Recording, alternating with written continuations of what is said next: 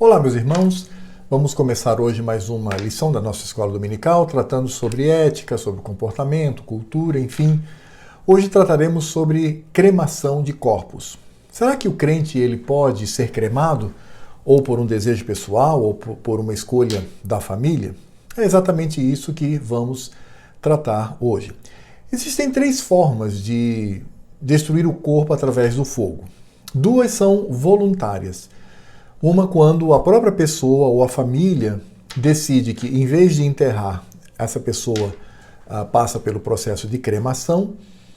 A segunda é quando se está em meio a uma pandemia, uma endemia, enfim, de uma doença extremamente contagiosa e grave.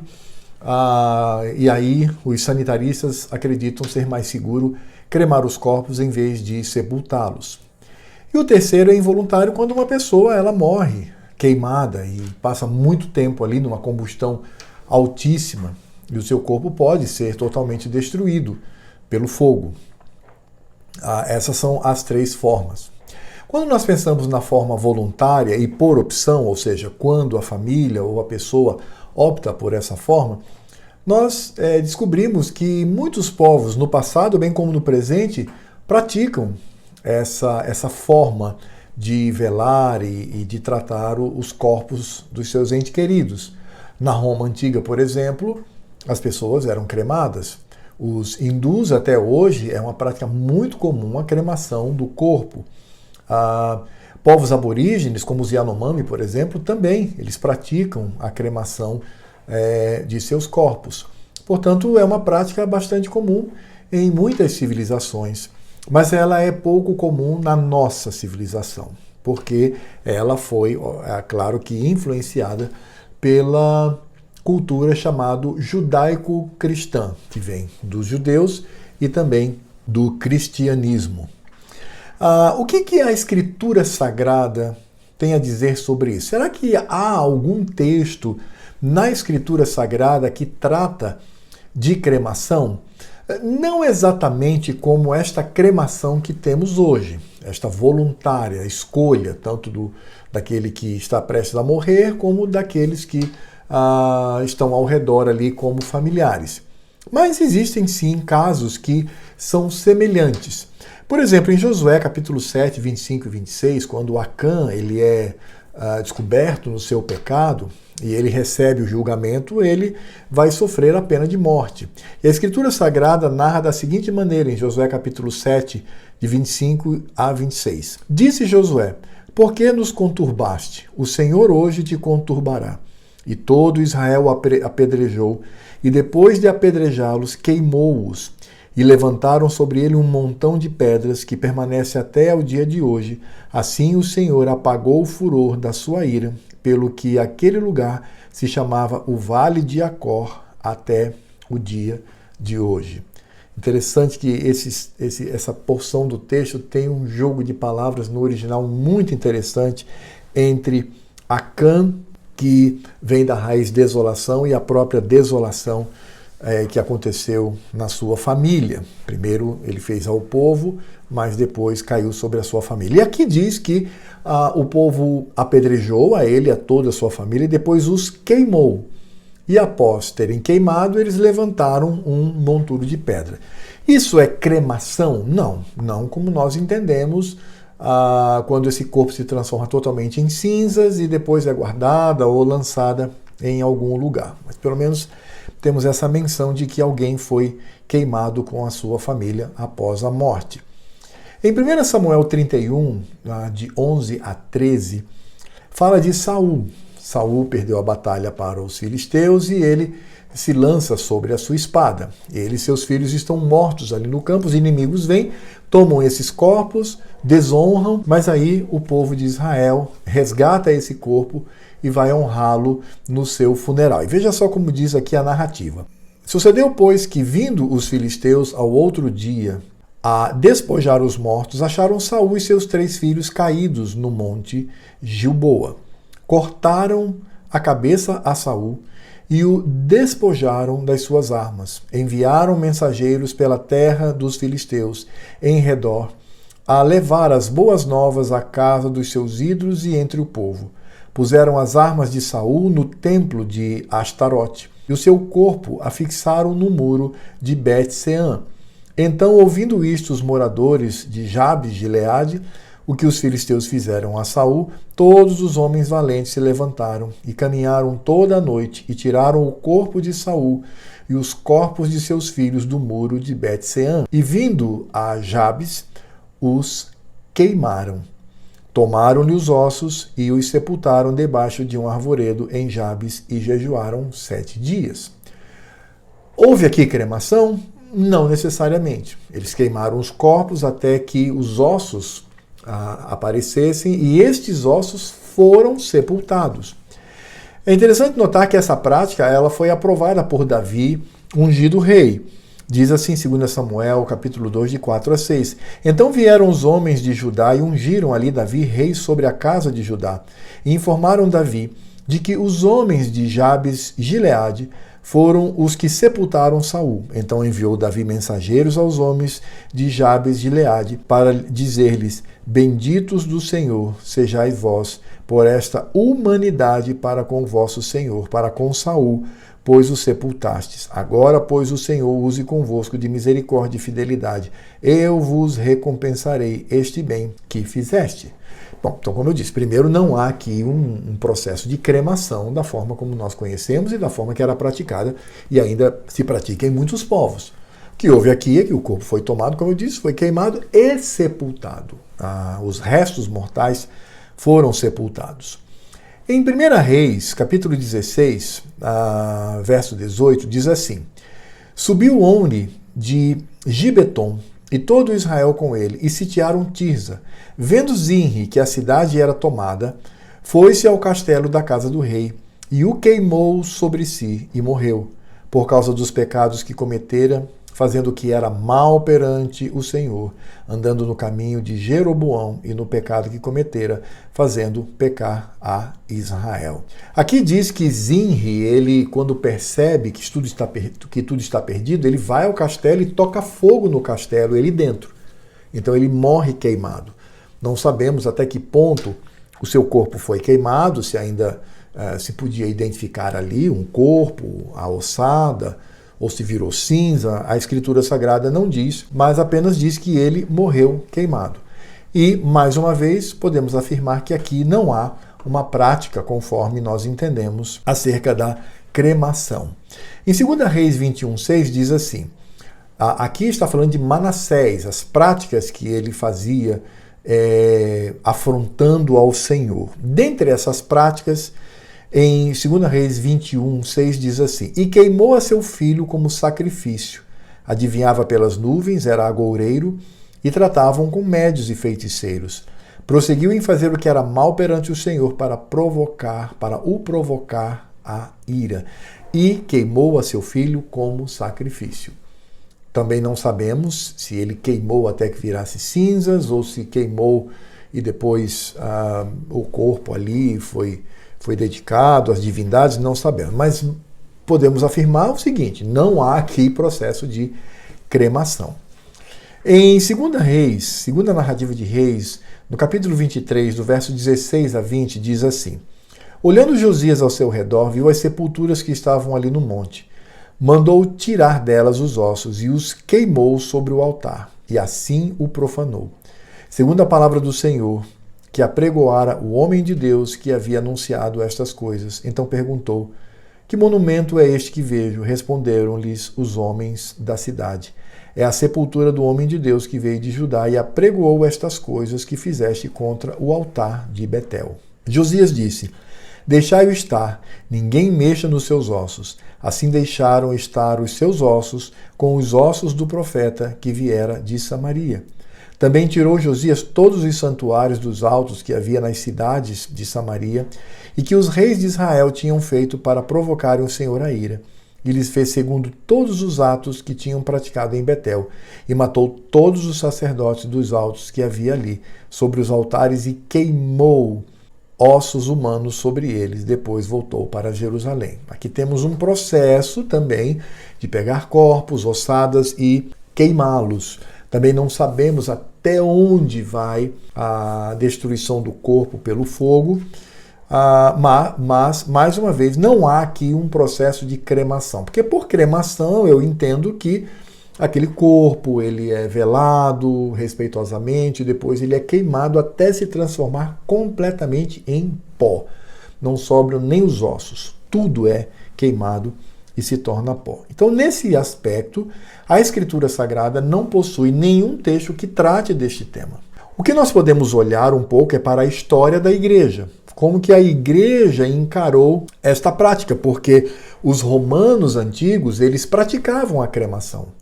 Como que esses crentes gentios romanos, após a conversão, se comportaram?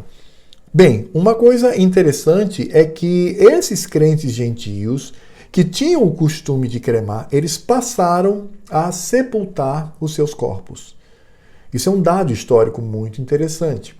Nós vamos ver um pouquinho mais à frente o porquê desta mudança. E daí vem o costume da nossa sociedade em sepultar os seus mortos, assim como faziam os judeus e assim como faziam os cristãos primitivos, os cristãos ali da região da Palestina.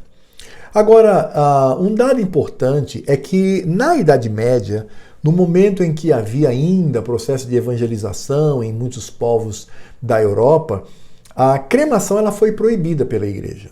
A Igreja Católica proibiu porque muitos povos eles cremavam os seus corpos como uma afronta à igreja.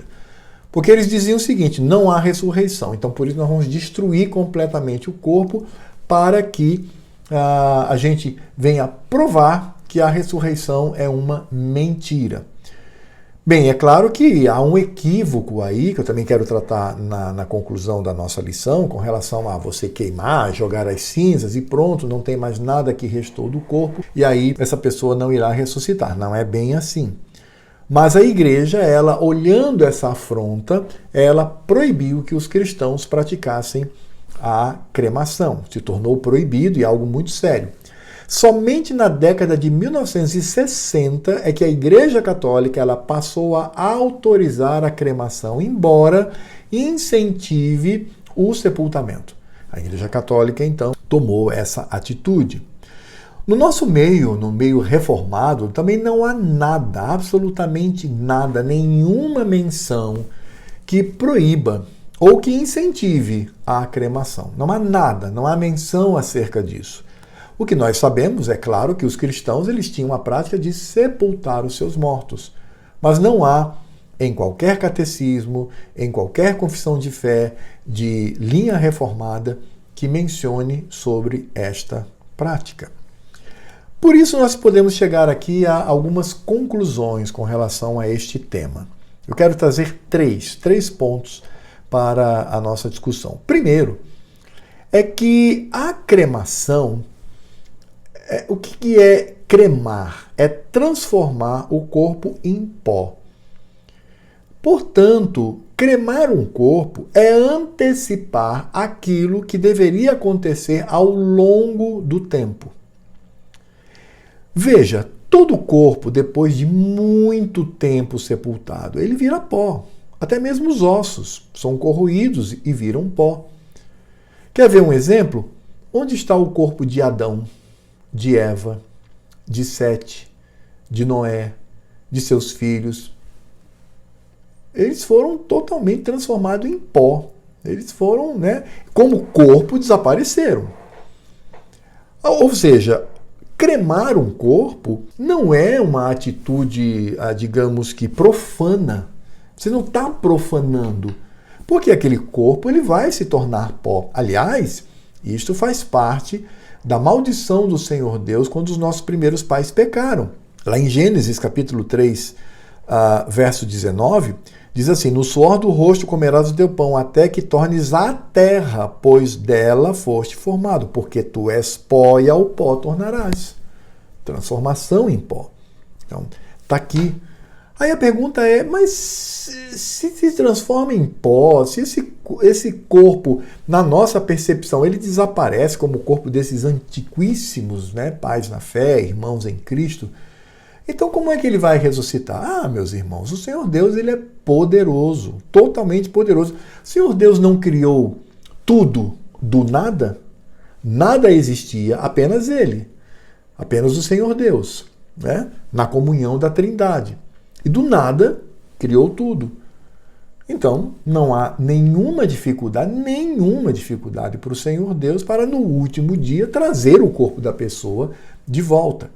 Talvez o Senhor Deus, eu estou aqui só, né, cogitando, talvez o Senhor Deus pegue ali um pozinho que sobrou, que ele sabe onde está ali o DNA daquela pessoa, e dali então surgir o corpo. Ou mesmo não existindo mais nada, sendo totalmente absorvido, esse corpo surgirá de todas as formas. Eu particularmente creio que, por exemplo, existe em algum lugar um ponto, alguma coisa com o DNA de Abraão, com o DNA de Adão, Eva, e dali Deus vai fazer surgir um corpo. Mas quem tem dificuldade de pensar assim, se o Senhor Deus do nada fez tudo que existe, ressuscitar um corpo, trazer novamente à vida o corpo de uma pessoa, para o poder de Deus, isso é absolutamente nada. Mas, volto a dizer que cremar um corpo é antecipar o processo que ocorre, né, com a deteriorização do corpo. Você só antecipa, você só encurta o tempo. Em poucos minutos você faz aquilo que poderia levar, 1000 anos, 2000 anos, 4000 anos, não sei. Mas todos voltam ao pó, como diz a Escritura Sagrada.